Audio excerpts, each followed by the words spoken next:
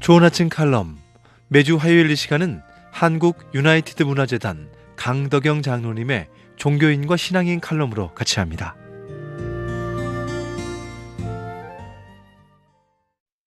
안녕하십니까, 강덕영 장로입니다. 오늘은 참 조심스럽지만 우리 크리스찬들의 신앙생활의 중요한 부분을 차지하는 헌금에 대해서 이야기를 해보려고 합니다. 수년 전 신문에 실린 한 목사님의 글을 우연히 읽게 됐습니다. 본인은 새로운 교인이 입교를 하면 우선 11조 헌금도 하는 것부터 철저히 가르쳐야 된다는 내용입니다. 오면은 11조가 얼마나 중요한지를 초신자들한테 가르친다는 얘기입니다.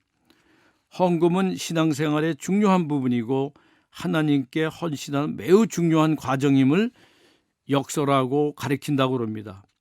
그리고 교회가 이 헌금을 사용할 것이 아주 많다는 것이 글의 요지였던 것으로 기억이 납니다. 그런데 저는 이 글을 읽고 마음에 썩 와닿지는 않았습니다. 그 이유는 신앙을 시작하는 새신자에게 너무 큰 부담을 주는 것은 아닌가 하는 생각과 또 이로 인해 부담을 느끼고 신앙생활을 포기하면 어쩌나 하는 우려 때문이었습니다. 사실 헌금 때문에 고민하는 많은 분들을 보았습니다. 특히 실직하거나 정년을 하신 분들의 이야기는 정말 가슴에 와닿던 부분이 많았습니다. 초대교회에서는 율법을 이방인들에게 강요할 것인가에 대해서 논의했는데 특히 할례 문제가 심각했습니다. 이때 바울과 바나바는 이방인 교인들을 율법에서 해방시켜 주자고 주장했고 베드로 또한 이와 같은 생각이었습니다. 결국 이 결정은 이방인 전도의 길을 좀 더 쉽게 열어주었습니다.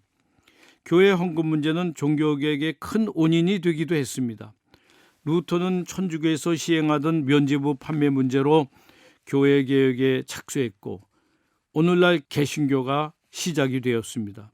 당시 교회는 베드로 성당 건축에 쓸 돈이 너무 많이 필요해서 무모한 교리를 만들어냈던 것입니다.